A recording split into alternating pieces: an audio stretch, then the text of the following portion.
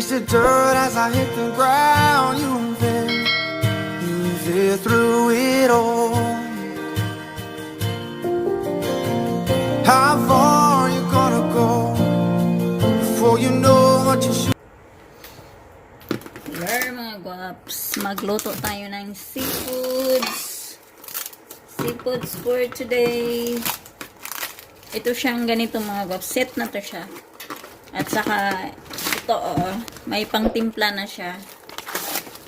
Kaya gusto kong bumili ng ganito dahil ano na siya, assorted.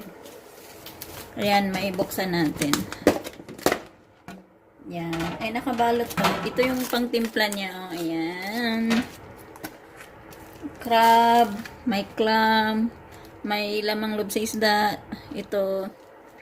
Squid. Ay, ano ba to siya? Octopus. Tapos, ayan, naka-slice na siya. Tapos, may shrimp. May gulay. Pero dagdagan ko pa rin siya ng ano. Dagdagan ko pa rin to ng ano pa to? Sprouted beans. So, akala ko pwede siya lutuin dito. Plastic pala to. Ilipat natin siya dito mga guwaps. Lipat natin siya dito. Lipat natin. Tabi natin yung ano dito. Ayan.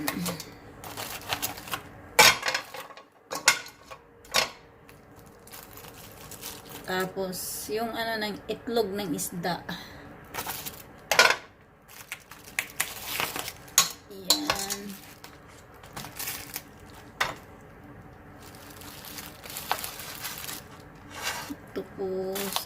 Octopus na slice na siya. Kompleto na to siya mga guwaps. Lagyan mo lang ng konting tubig.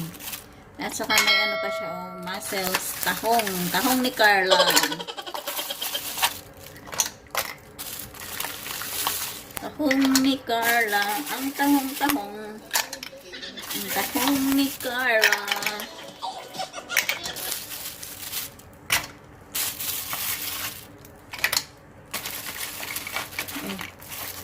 Tapos, ayan, yung buo na, yung maliit na, ano, ayun, octopus. Yung tawag nila sa, dito, inakchi.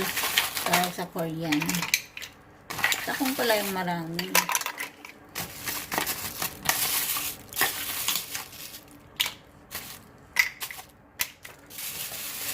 Tapos, ayan, may libre na siyang, ano, sprouted beans. Pero, dagdagan ko pa rin siya ng sprouted beans dahil para mas masarap.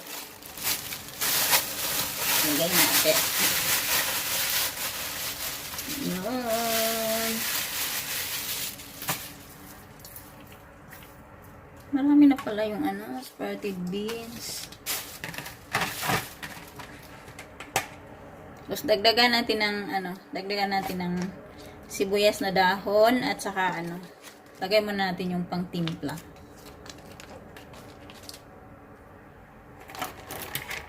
Ayan, dagdagan natin ng sprouted beans. Dahil si Bunso, hindi yan masyadong, ano, yung octopus lang kinakain niya. Tapos, gusto niya yung sprouted beans. Kaya, yun, sprouted beans lang yung kinakain niya dito.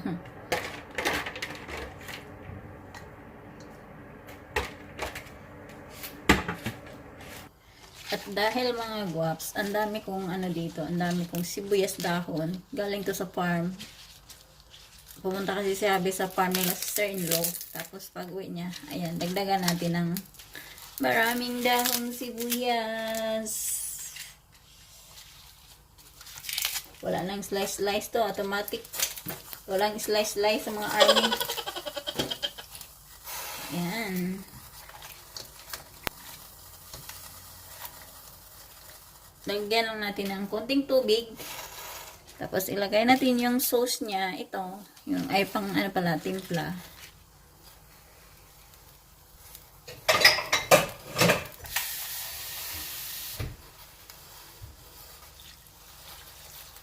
Dahil yung seafoods kasi saka ano, mga gulay, nagpo-produce yan siya ng sariling ano niya, tubig. Kaya konti lang nilagay ko.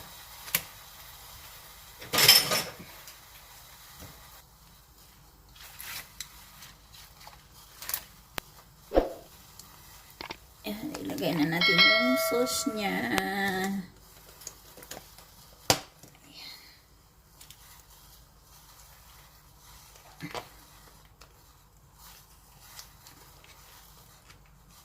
Medyo maanghang to siya mga guwaps. Pag seafoods talaga gusto nila yung may anghang.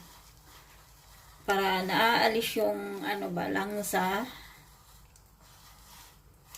Ayan.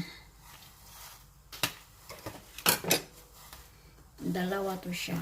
Dalawahin na natin. Para masarap.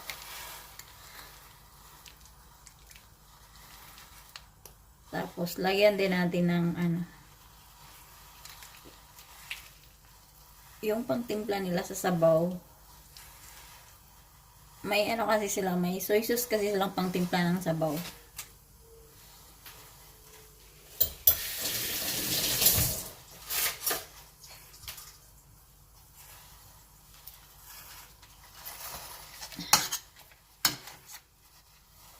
Yan, balikan natin to mamaya mga gops pag luto na.